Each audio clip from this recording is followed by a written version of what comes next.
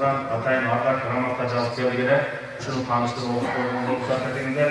40 жыл имамдык кызматта аркалоо учурунда салттуу исламдын өнүгүшүнө зор салымын кошуп, Ноокат районунда мечит медресе салуу иштерин уюштурууда жигердүү кызмат кылуу менен биргеликте диний билим берүү тармагында көптөгөн мыкты кадрларды тарбиялап чыгаргандыгы үчүн Кыргызстан мусулмандар дин башкармалыгынын Ош облусу боюнча өкүлчүлүгү тарабынан Хамитжан Кары Фазилов ардак грамота менен сыйланат.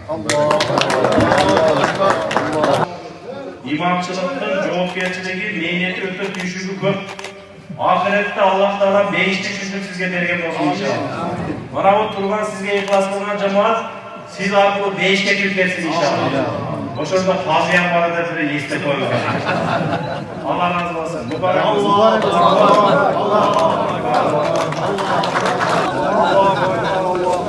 Hareketi daha bildiriyor. Allahu Ekber ve lillahil hamd. Mina söyleyin damladan. Kana bismillah. Oy maşallah. Allahu Ekber, Allahu Ekber. La ilahe illallah. Takbir, takbir. Allahu Ekber. Allahu Ekber. La ilahe illallah. Allahu Ekber ve lillahil hamd. Barakallah. Kul olsun. Amin. Bismillahirrahmanirrahim. La ilahe illallah malikul hakkul mubin. Amin. La ilahe illallah malikul hakkul yakin. Amin. Ya Rabbana Rabbal Alamin.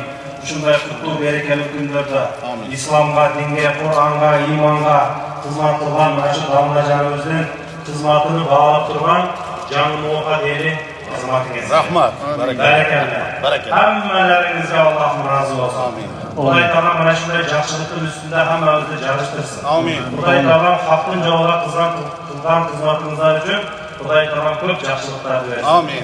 Janob Mas'ud akam Qur'onda o'qiganday "Man jaa bi hasanatin falahu ashru amsalha." Amin. Kim bir yaxshilik qilgan bo'lsa, Alloh taologa 10 barobar qaytaradi. Amin. Kuday Teala mana shu yaxshiligingizlarni 10 dan ko'p 700 barobargacha ko'paytirib yaxshilik qaytargan bo'lsin. Amin. Elimizde, yurtimizda, onun içinde mana shu muhabbatda, canlı muhabbatda daima yaxshiliklar bo'laversin.